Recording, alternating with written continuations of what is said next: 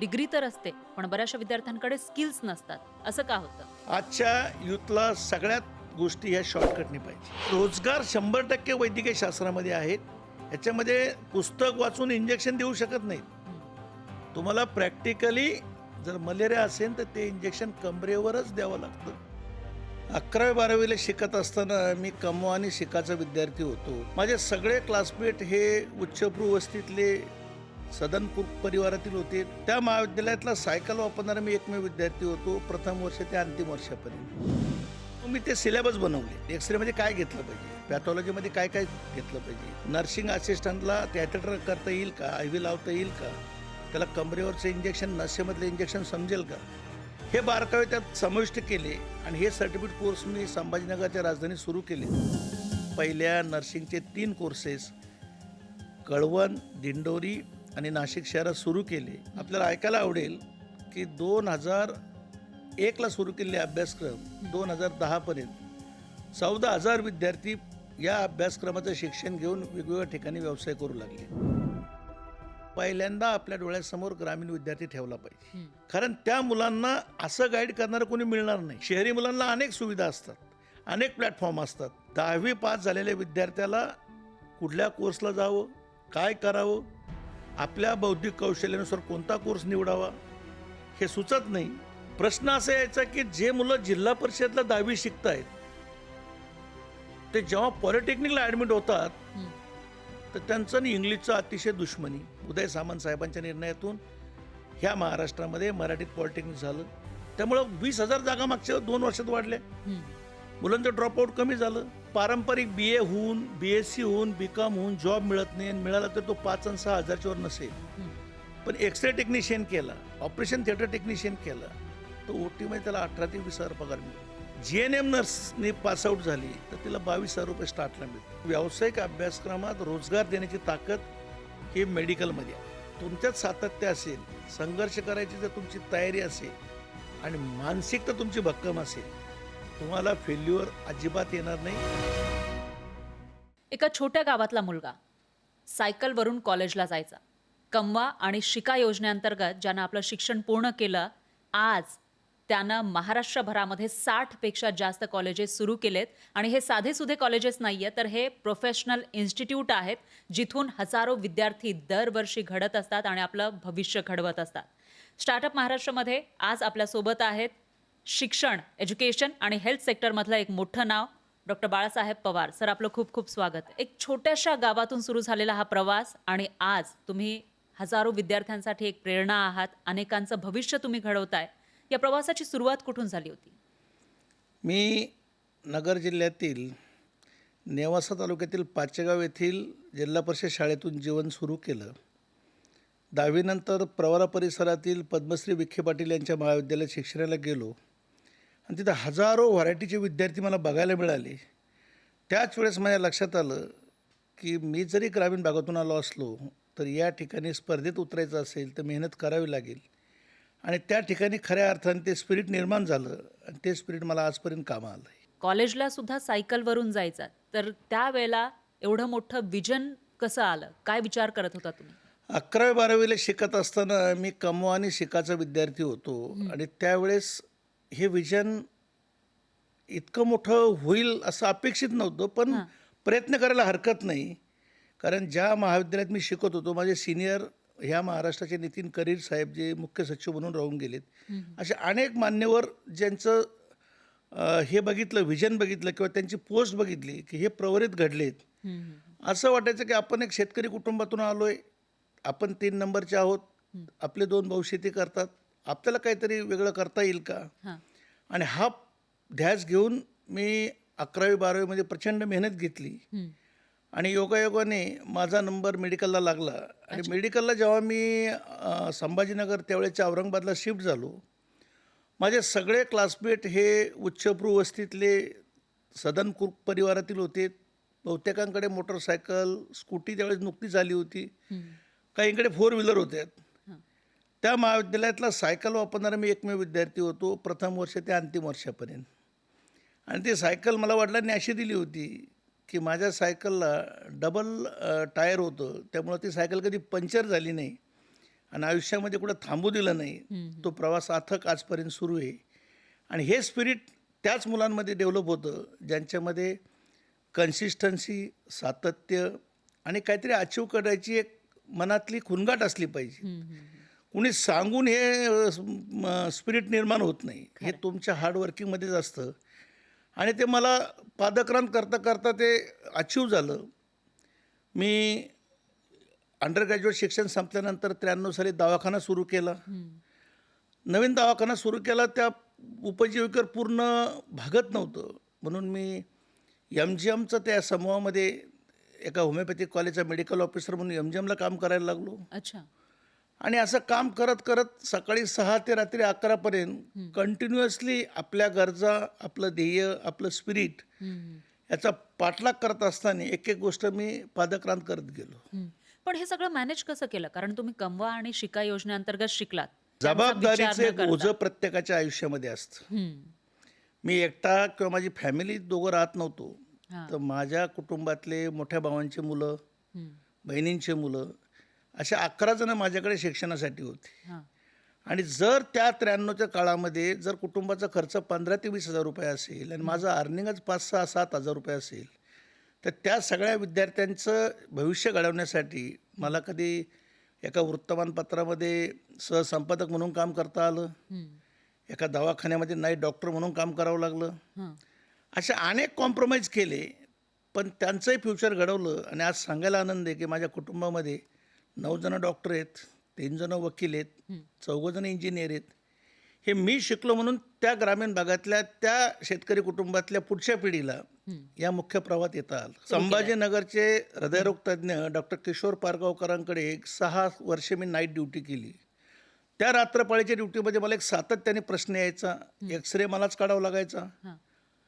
ECG मलाच काढावं लागायचं, पेशंटचं WBC, TLC, ब्लड इन्व्हेस्टिगेशन मला करावं लागायचे. हां.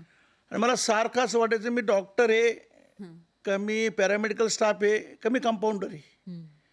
पण गंमत अशी होती की त्या काळामध्ये हे विद्यार्थी मिळायचे नाहीत किंवा हा स्टाफ मिळायचा नाहीत.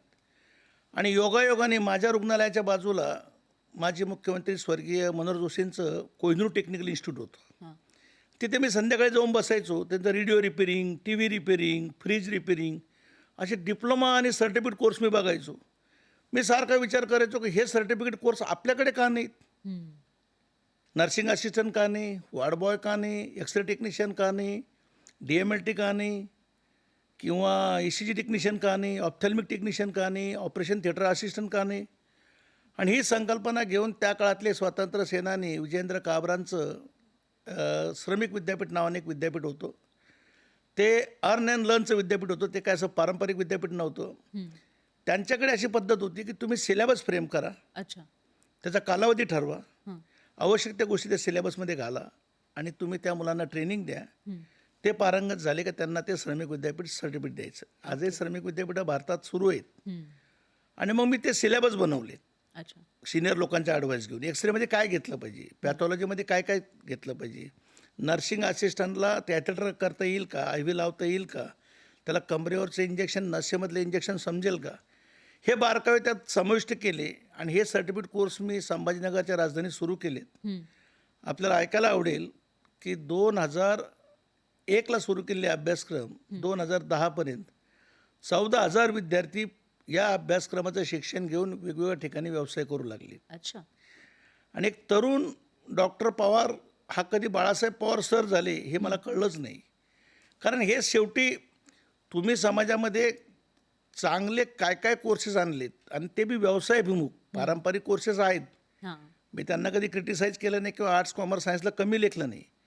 पण माझं प्रिन्सिपल हे राहिलं आयुष्याचं की जो पण अभ्यासक्रम मी निर्माण करील तो व्यावसायिक असेल, यशवंतराव चव्हाण साहेबांच्या विचाराचा तो रोजगार देणारा असेल, वसंतदादा पाटलांच्या खाजगीकरणातून तो फी देऊन शिकलेला असेल, पण त्याला ती जाणीव असली पाहिजेत. आणि अजितदादांनी या अभ्यासक्रमांना स्कॉलरशिप द्यायचा हा फार मोठा निर्णय घेतला. त्यामुळं खऱ्या अर्थानं मुलांना स्कॉलरशिप मिळाली. त्यामुळे आज मी या राज्यामध्ये फार्मसी असेल, पॉलिटेक्निक असेल, इंजिनिअरिंग असेल, आयुर्वेद असेल, होमिओपॅथिक असेल, युनानी असेल, नॅचरोपॅथी असेल, योगा असेल, फिजिओथेरपी असेल, डिप्लोमा नर्सिंग असेल, डिग्री नर्सिंग असेल, अनंत कोर्स आर्किटेक्चर असेल, हे सगळे अभ्यासक्रम मी इस्टॅब्लिश करू शकलो. अच्छा. पण जेव्हा पहिलं कॉलेज सुरू केलं होतं, त्यावेळेला बँक बॅलन्स किती होता? माझ्याकडे जेव्हा परवानगी मिळाली, पॅथॉलॉजीचा डिप्लोमा कोर्स होता DMLT. खरं म्हणजे तो कोर्सची परवानगी मला एका झेरॉक्सवर मिळाली होती आणि तो दिल्लीचा अभ्यासक्रम होता. 60 इंटेक होती. त्याची जाहिरात द्यायला ₹5,160 मला एका दैनिकाला भरायचे होते हां. आणि ते आमच्याकडे कुणाकडेच नव्हते. पण जाहिरात शनिवारी द्यायची होती आणि मी ज्या हॉस्पिटलला काम करत होतो तिथे एक पेशंट डिस्चार्ज झाला आणि त्यांनी ₹5,500 भरले होते. मला तो अकाउंटंट म्हणाला की हे पैसे तू सोमवारपर्यंत वापरू शकतो, कारण सोमवारी बँक उघडेल, हा भरणा करावा लागेल. रिस्क घेतली, धाडस केलं, ते 5,500 घेतले, 5,150 जाहिरात विभागात भरले आणि माझ्याकडे संगीता रामप्रसाद पटेल नावाच्या पहिल्या मुलीने सोमवारी सकाळी 10:30ला ॲडमिशन घेतलं आणि तिच्याकडून मी ₹5,500 फी घेतली, कारण ते मला अकाउंटला भरायचे होते. आणि ती माझी पहिली सक्सेस स्टोरी, ज्या मुलींच्या पायगुणामुळे आज मी जवळपास 68 युनिटला निर्माण करू शकलो, या राज्यातल्या ग्रामीण भागातील विद्यार्थ्यांसाठी व्यावसायिक अभ्यासक्रम देऊ शकलो. पण सुरुवातीचे ते दिवस कसे होते? म्हणजे जेव्हा सुरुवातीला तुम्ही हे सुरुवातीला सगळं मी शिकवायला सुरुवात केली. संस्थेचा अध्यक्ष मीच होतो, हां, पाणी भरणारा क्लर्क पिऊन मीच होतो, हां. सुपडी घेऊन सकाळी केअर भरणारा मीच होतो, क्लासरूम साफ करणारा मीच होतो आणि पहिला क्लास घेणारा मीच होतो. कारण त्या काळामध्ये मुलांची पावतीसुद्धा मीच फाडायचो, मुलांचं आय कार्ड मीच तयार करायचो, त्याला दोरी मीच मार्केटमधून आणायचो. कारण त्या 60 मुलांवरती इन्स्टिट्यूट चालवताना स्टाफ ठेवणं हे मला शक्य नव्हतं आणि सगळंच किरायाचं होतं.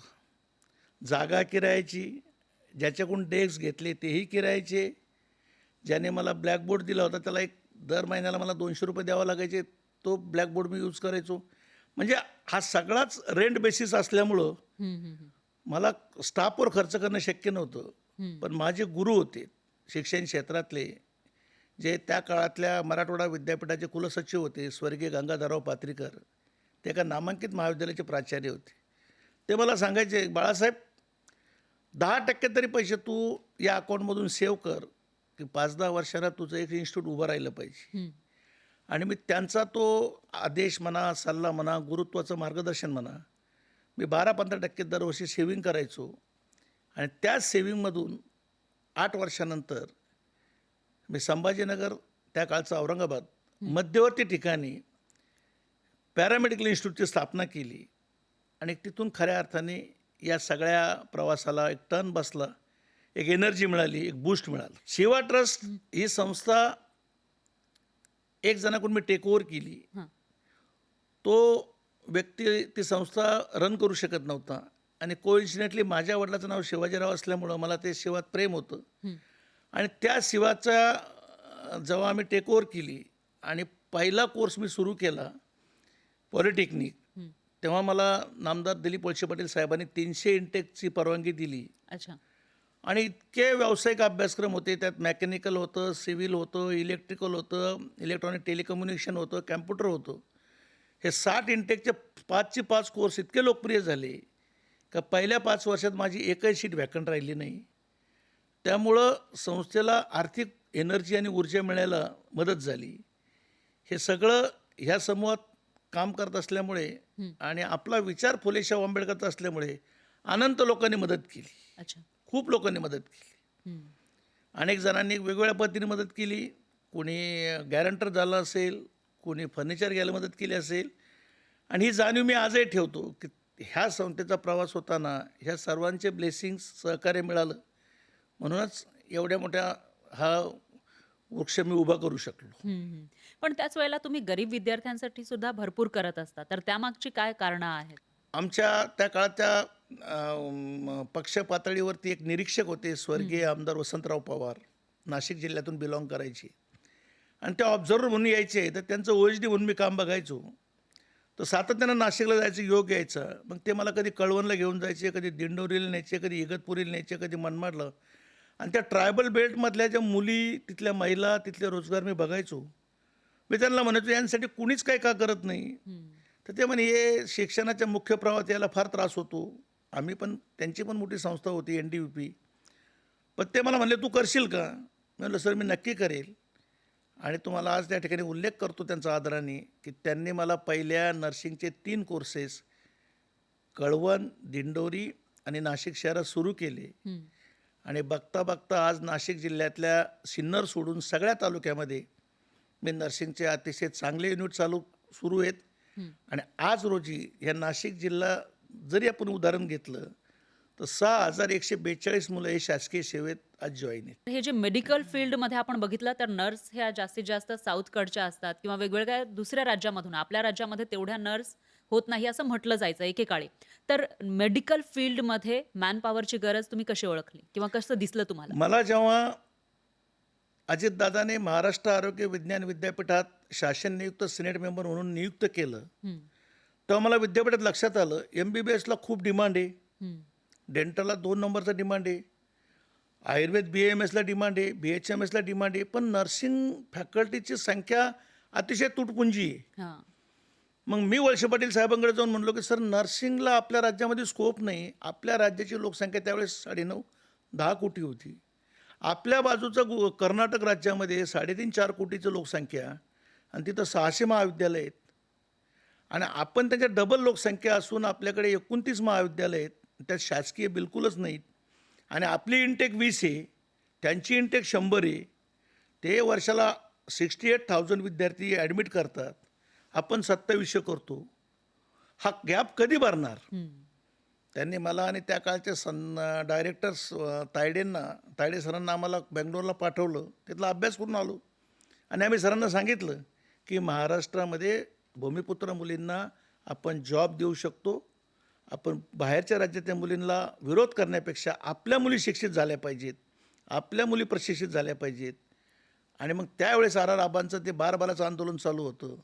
आम्हाला याच्यात सगळ्यांनी मदत केली आणि मोठ्या प्रमाणात ग्रामीण भागातल्या वेगवेगळ्या समाजाच्या मुलींना ह्या नर्सिंग प्रवाहात आणण्यात आम्ही यशस्वी झालो. वैद्यकीय शिक्षण मंत्री नामदार दिलीप वळसे पाटील साहेब होते, तेव्हा राज्यामध्ये वर्षाला डिप्लोमामधून साधारणतः 300-350 मुली पासआउट व्हायच्या हां. आणि डिग्रीच्या 270-260 व्हायच्या. आज मला तुमच्या माध्यमातून महाराष्ट्राला सांगायला आनंद होतोय, की 30 ते 35 हजार डिप्लोमाधारक विद्यार्थिनी दरवर्षी महाराष्ट्रामध्ये पासआउट होतात आणि 27,000च्या प्लस मायनस डिग्रीच्या विद्यार्थिनी BSc नर्सिंग पासआउट होतात. साधारणतः 800 ते 1000 MSc नर्सिंग पासआउट होतात. आणि आज राज्याला ग्रामीण भागातल्या असो, SC असो, ST असो, NT असो, OBC असो, ह्या सगळ्या राखीव प्रवर्गातल्या मुलींना महाराष्ट्र शासन 100% स्कॉलरशिप देतं आहे. देशातलं हे एकमेव राज्य आहे का जिथं मुलींना 12वी नंतर व्यावसायिक अभ्यासक्रमाची पूर्ण फी केंद्र 40% देतं, राज्य सरकार 60% देतं. ज्या जाती केंद्राच्या निकषात बसत नाहीत त्यांना आपलं राज्य दादांच्या अर्थमंत्री असताना ते केलेल्या नियोजनामुळं आज सगळ्या मुलींना सगळ्या अभ्यासक्रमांना 12वी नंतर मोफत आणि शिष्यवृत्ती मिळते. म्हणून आज आपल्याला केरळच्या नर्सेसची वाट पाहायची गरज नाही. आज कर्नाटकमधून नर्सेस येत नाहीत, आंध्रातून गरज नाही. आपल्याला आता ही गरज झालेली आहे की जे डॉक्टर प्रॅक्टिस करताना मावशांनाच नर्सिंगचं काम करायला लावतात ते थांबवून नोंदणीकृत नर्सेसलाच त्या दवाखान्यामध्ये त्या नर्सिंग होममध्ये काम करता आलं पाहिजे, जेणेकरून सगळ्यांच्या हातांना रोजगार मिळेल. आणि डॉक्टरांची अडचण लक्षात घेऊन त्यांना काही 80-90 हजार पगार द्यायची गरज नाही. आता मुली 25-30 वरही काम करायला तयार आहेत. त्यामुळं मोठ्या प्रमाणात रोजगार देण्याचं काम ह्या जनजागृतीमधून झालं याचं मनापासून समाधान आहे. नर्सिंग सोबतच मेडिकल फील्डमध्ये अपॉर्च्युनिटीज आहेत हे तुम्हाला कधी दिसलं? जेव्हा मी शहरांच्या वेगवेगळ्या कमिटीवर विद्यापीठामार्फत जायचो तेव्हा माझ्या लक्षात आलं की पारंपरिक BA होऊन BSc होऊन BCom होऊन जॉब मिळत नाही आणि मिळाला तर तो 5 आणि 6 हजारच्या वर नसेल.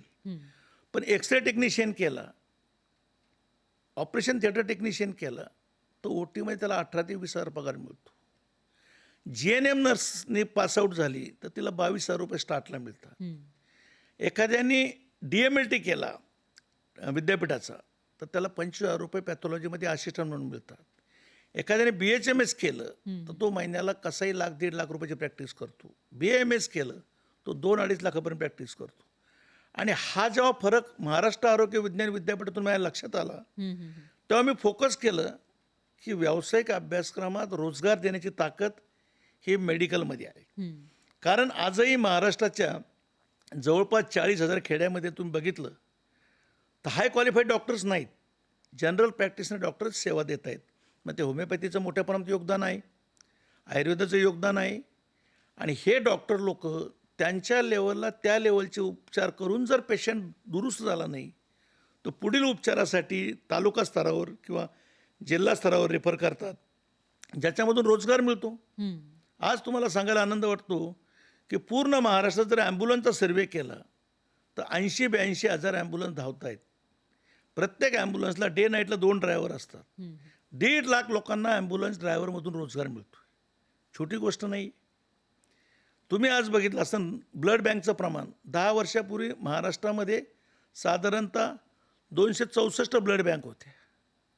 आज किमान 1000 ब्लड बँक काम करत आहेत आणि एका ब्लड बँकमध्ये 22 ते 30 लोकांचा स्टाफ असतो. म्हणजे किती मोठ्या प्रमाणात वैद्यकीय किंवा मेडिकलच्या माध्यमातून रोजगार मिळतो हे यातून सिद्ध होतं.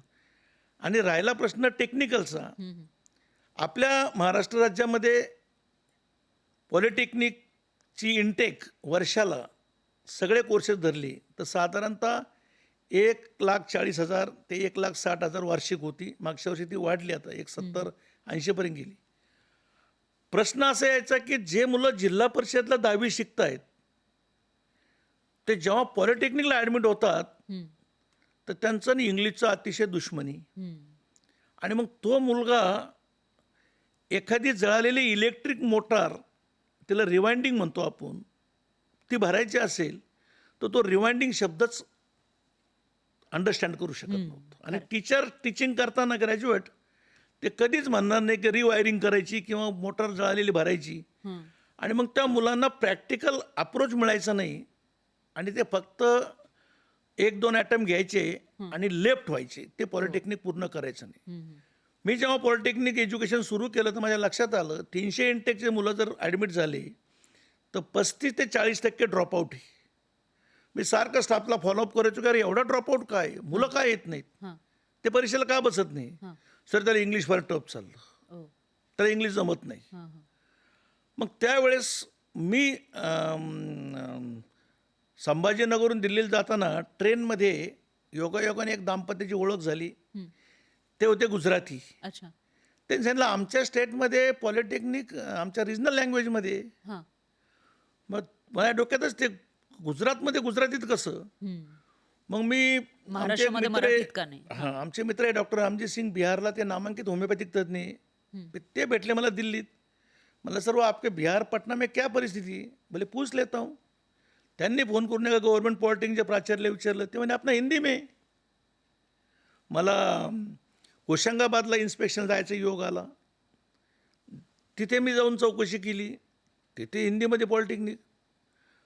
मद्रासमध्ये तमिळीत रिजनल लँग्वेज.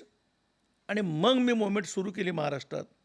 जर इतक्या राज्यामध्ये त्यांच्या भाषेमध्ये जर ते पॉलिटेक्निक असेल तर शेवटी आपल्याला हे टेक्निशियन तयार करायचे आहेत. हे काही इंजिनियर म्हणून लगेच ब्रिज बांधणार नाहीत.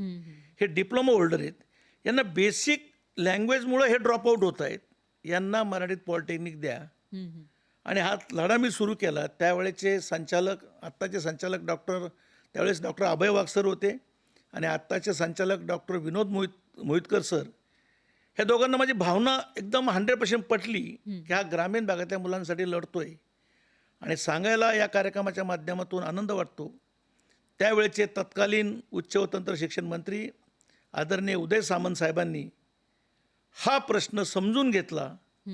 मला म्हणले बावार तुम्ही मुंबईला या, मला सपोर्टिव्ह डॉक्युमेंट द्या. मी त्यांना देऊ शकलो. आणि तमाम पॉलिटेक्निकच्या वतीने मी त्यांचा आभार व्यक्त करतो की त्यांच्या धाडसी निर्णयातून, उदय सामंत साहेबांच्या निर्णयातून ह्या महाराष्ट्रामध्ये मराठीत पॉलिटेक्निक झालं. त्यामुळं 20,000 जागा मागच्या 2 वर्षात वाढल्या. मुलांचं ड्रॉपआउट कमी झालं. आणि आता शिकवताना मराठीत सिलेबस उपलब्ध झाल्यामुळं शिक्षक पण मराठीत शिकवत आहेत, मुलं मराठीत प्रश्न विचारतायत. आणि त्यांची जी बेसिक कन्सेप्ट होती की मला वेल्डर म्हणून एक स्टूल बनवायचा, अँगल किती तोडायचा, किती बाय कितीची फ्रेम बनवायची, कोणता रॉड यूज करायचा, कसं शोल्डरिंग करायचं, आता मोठ्या प्रमाणामध्ये आणि खास करून आमच्या मराठवाड्यात हे सांगायला आनंद वाटतो की 2007 पासून मी पॉलिटेक्निक चालवतो आहे. किमान 7,000 ते 8,000 विद्यार्थ्यांना हा रोजगार देण्याचं पवित्र काम आम्हाला करता आलं, याचा मनापासून आनंद आहे. तुम्ही ग्रामीण भागातल्या विद्यार्थ्यांविषयी खूप आत्मीयतेनं बोलता आणि तुम्ही स्वतः सुद्धा ग्रामीण भागामध्ये राहिलात. तर मग जेव्हा आता तुमच्या कॉलेजमधून निघणारे विद्यार्थी, हजारो विद्यार्थी हे ग्रामीण भागातले आहेत जास्तीत जास्त, त्यांना तुम्ही रोजगार देण्याचं काम करताय, कसं वाटतं? माझाही जन्म ग्रामीण भागात झाला, हां. त्यामुळे ट्युशन हा विषय नाही, कधी वाढदिवस जिंदगीत झाला नाही. त्या ग्रामीण कल्चरमधून आम्ही आलो, ते सातत्याने असं वाटायचं की आपल्या ग्रामीण भागातले सगळे क्लासमेट, आता मी ज्या गावातून आलो त्या हायस्कूलमधून आम्ही 78 मुलं परीक्षेला बसलो, 72 मुलं पास झालोत, पण आमच्या बॅचचे 12 जण वेगवेगळ्या ठिकाणी ॲडजस्ट झालेत. 60 जण ते आजही गावाकडे शेती करतायत, हं. काही छोटे मोठे उद्योग करतायत, त्यांना मुख्य प्रवाहात येता नाही आलं.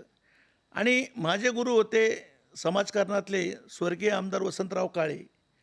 त्यांनी मला एक गोष्ट माझ्या मनावर बिंबवली, जे काय ॲक्टिव्हिटी करायच्यात तर पहिल्यांदा आपल्या डोळ्यासमोर ग्रामीण विद्यार्थी ठेवला पाहिजे. हं.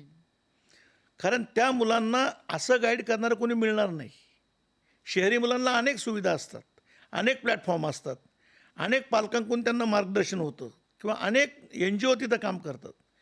10वी पास झालेल्या विद्यार्थ्याला कुठल्या कोर्सला जावं, काय करावं, आपल्या बौद्धिक कौशल्यानुसार कोणता कोर्स निवडावा हे सुचत नाही.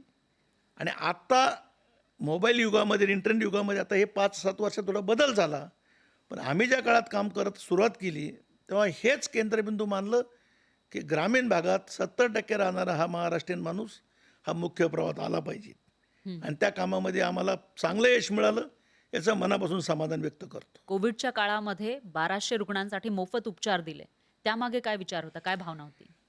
जिल्हाधिकारी साहेबांनी मिटिंग घेतली आणि या आजाराचा प्रादुर्भाव किती गंभीर आहे, आणि जेव्हा मी दैनिकात वाचायचो की 8 गेले, 7 गेले, 9 गेले, हं. मी ज्या गल्लीत राहत होतो त्या गल्लीमध्ये एकदम यंग कपल होतं आणि त्या वहिनींनी तो हजबंड गमावला. तेव्हा मला 2 दिवस इतकं शॉकिंग झालं की इतका धट्टाकट्टा माणूस, माझ्यापेक्षा हेल्दी, इतका डाएट फॉलो करणारा, इतका सिस्टमॅटिक लाईफ जगणारा, आणि इतका कोविडचा प्रादुर्भाव केला इतक्या शॉर्टमध्ये हा आऊट झाला.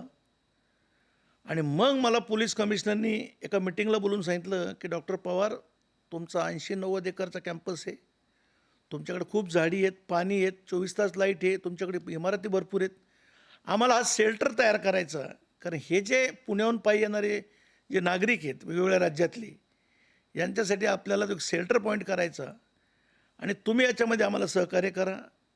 मी तो मृत्यू बघितला होता कॉलनीतला, मी त्यात मला बघितलं की सालं आज आपण आहोत उद्या नाहीत, समाजाचं काही देणं लागतो. पहिल्यांदा आम्ही 264 लोकांना ॲडमिट केलं, नंतरच्या फेजमध्ये पुण्याहून जाणारा एक लॉट आला 300-350 लोकांचा, रात्री 1 वाजता पोलीस व्हॅन भरून माझ्याकडे आणून सोडल्यात, अन्नाचं कण नाही.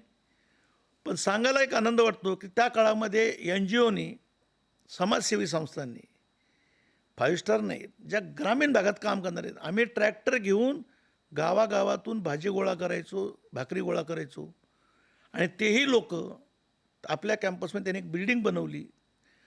जे लोखंड तोडणारे त्यांनी लोखंडाचं काम केलं, प्लास्टरवाल्यांनी प्लास्टरचं काम केलं, आणि या सगळ्या स्किल लेबरचा वापर करून आम्ही एक इमारत उभी केली. आणि आनंद हा वाटतो, आमच्याकडे टोटल 6 डेथ झाल्यात 1200 लोकांमध्ये, म्हणजे जर पर्सेंट पाहिलं तर 0.5 आहे. आणि मॅक्झिमम लोकांना आम्ही आयुर्वेदिक काढा देऊन त्यांची इम्युनिटी बूस्ट केली. आणि या आजारापासून कोरोना काळामध्ये जो काय हातभार आमच्या संस्थेला लावता आला, त्याचा मनस्वी आनंद होत आहे. पैसा हा फॅक्टरच नव्हता की आपण वाचलो पाहिजे, आपण कुणाचा जीव वाचवला पाहिजे.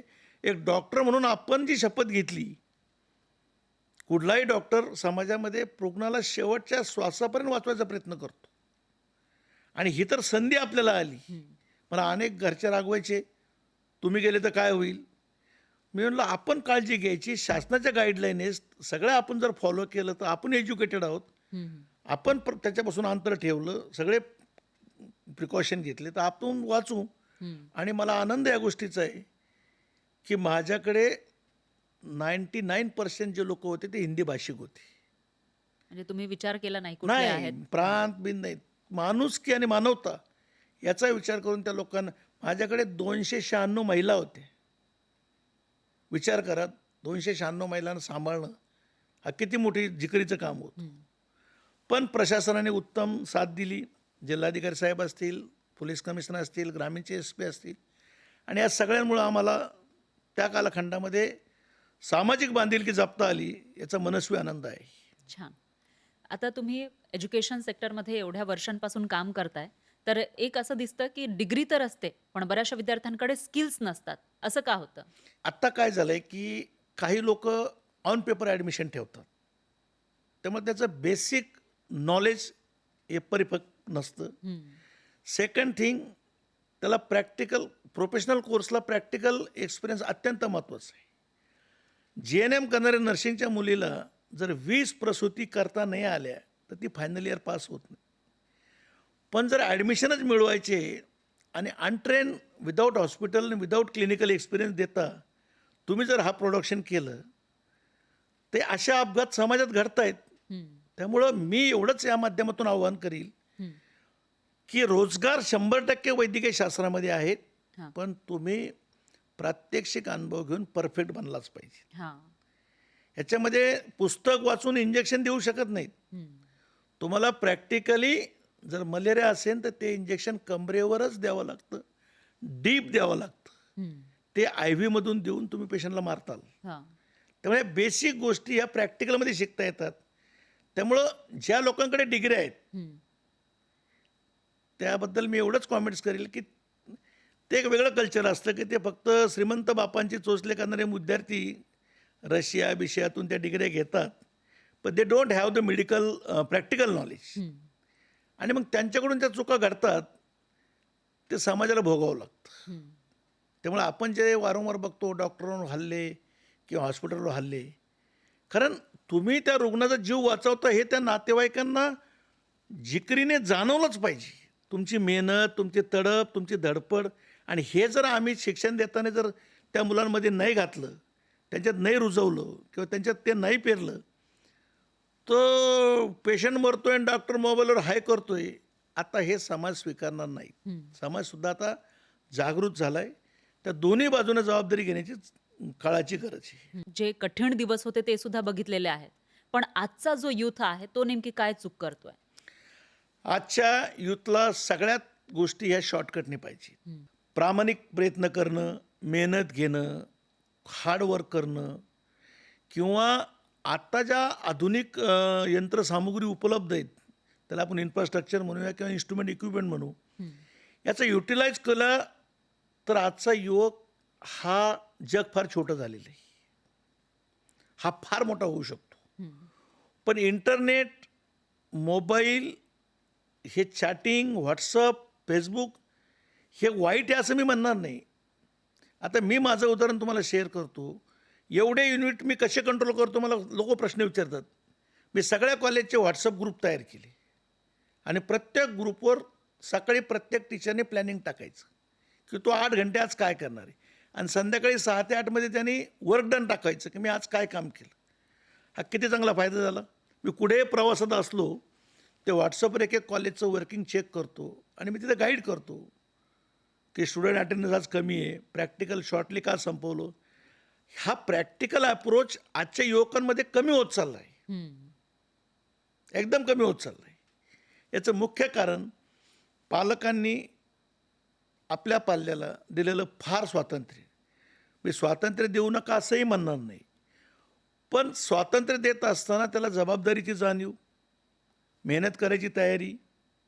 आणि आत्ता 12वी झालेल्या मुलाला मेडिकलला जायचं असेल तर त्यांनी टार्गेट फिक्स केलं पाहिजे.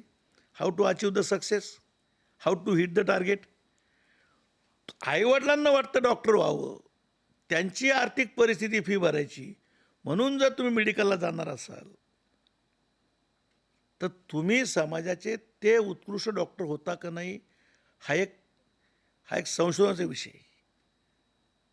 मी आत्ता माझ्या गावाकडचा एक मुलगा MBBS झाला आणि त्याला विचारलं, की तुला ट्युशन नाही, तुझ्याकडं क्लासेस नाही, तुला नीटचं कुणी नाही. तो म्हणला, माझे वडील वाळूजला औद्योगिक वसाहतीमध्ये एका कंपनीत 12,000 रुपयांनी जातात. आम्हाला 2,200 रुपये घर भाडं आहे. आणि मला काही झालं, ताप आला काय, ते MBBSकडे घेऊन जाते आणि तो 50 रुपये घेतो. त्याने 50 रुपये घेऊ नये म्हणून मी एक ठरवलं आणि मी 11वी-12वीला 18-18 तास मेहनत केली. मी नीटच्या टॉपरमध्ये आलो. मला मुंबई पुण्याचे कॉलेज मिळत होते, पण परिस्थिती नसल्यामुळं मी संभाजीनगरचं JMC घेतलं आणि आज तो 3rd इयरला शिकतोय. तोही माझ्यासारखा आजही मेडिकल कॉलेज येऊन सायकल लावतोय. तोही आज मुलांसोबत कॅन्टीनला जेवत नाही, झाडाखाली जाऊन ते सोडून तो भाकरी खातो. पण ती मेहनत, ती जिद्द आणि ती एक परिस्थितीची सातत्य, जाण. हां. सातत्याशिवाय हे शक्य नाही. कर्मवीर भाऊराव पाटलांनी एज्युकेशन याचं मूर्तिमेढ रवली. अनेक मान्यवरांनी, अनेक मोठ्या मोठ्या संस्थांनी, पद्मश्री विठ्ठलराव विखे असतील, गाडगीळ साहेब असतील, पवारसाहेब, एज्युकेशनमध्ये आत्ता यूथकडून एकच अपेक्षा आहे, हं. की तुम्ही तुमची एकदा लाईन ठरली, एक स्किल ठरलं, त्यामध्ये झोकून द्या. हं. त्यामध्ये ज्या ताकदीने उतरते ताकदीने उतरा. आता तुमच्यात सातत्य असेल, संघर्ष करायची जर तुमची तयारी असेल आणि मानसिकता तुमची भक्कम असेल, तुम्हाला फेल्युअर अजिबात येणार नाही. हे उदाहरणासह मी सांगू शकतो. गावातल्या साध्या मुलापासून ते महाराष्ट्रामधलं मोठं प्रोफेशनल नेटवर्क उभा करणारे डॉक्टर पवार सर, हे यांचा हा जो प्रवास आहे तो नक्कीच प्रेरणादायी असा आहे आणि प्रत्येक मुलानं पाहावा असा आहे. यासोबतच आजच्या स्टार्टअप महाराष्ट्राच्या एपिसोडमध्ये आपण इथेच थांबतोय. तुम्ही बघत राहा न्यूज 18 मराठी.